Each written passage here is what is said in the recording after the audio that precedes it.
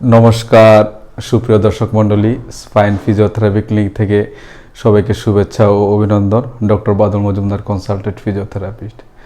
দর্শকবৃন্দ, আমরা দৈনন্দিন জীবনে সবাই কোনো না কোনো কাজের সঙ্গে যুক্ত আছি। কে হয়তো বা গভর্নমেন্ট সেক্টরে, কে হয়তো বা প্রাইভেটে জব করে, বা কে হয়তো কাজের জন্য এক স্থান থেকে অন্য স্থানে ছুটে যেতে হয়, বা কেউ বাসে করে, কেউ বাইক দিয়ে সারাক্ষণ চালানো থাকে, বা কেউ হয়তো বা ট্রেন দিয়ে এক স্থান থেকে অন্য স্থানে যায়।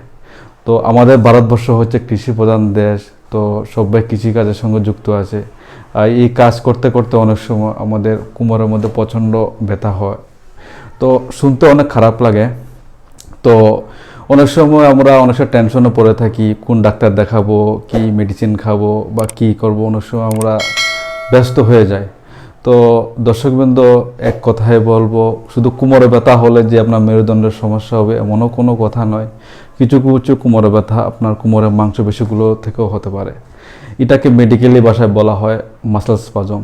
মাসেল স্পাজম কথার অর্থ হচ্ছে গিয়ে ইনভলন্টারি মুভমেন্ট অফ দ্য মাসেল, যে আমাদের মাসেলে আমাদের মুভমেন্ট করতে সাহায্য করে। অনেক সময় আমরা ওই মুভমেন্ট করলে ওই মাসেলগুলো মুভমেন্ট হয় না, তখনই আমাদের কোমরে ব্যথা শুরু হয়ে যায়।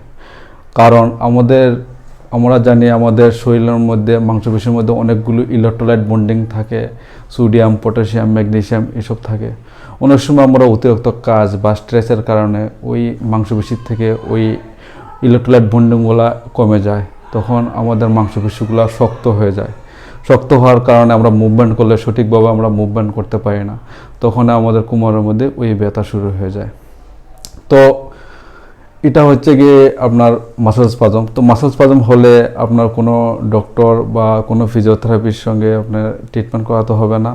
আপনি ঘরে বসেই আপনি নর্মালি একটা এক্সারসাইজ এবং একটু রেস্টের মাধ্যমে আপনি এই ব্যাক মাসল থেকে চিরতরে আপনি মুক্তি পেতে পারবেন। তো আপনারা দেখুন আমি কি করছি, দেখে আপনার বাড়িতে সেমভাবে আপনারা ফলো আপ করবেন। ওকে, তো আপনার এভাবে বালিশ থাকবে, তো বালিশের উপরে জাস্ট আপনি এভাবে উঠে আপনি এভাবে জাস্ট এই পজিশনে আপনি এই পজিশনে থাকবেন। এই পজিশনে আপনি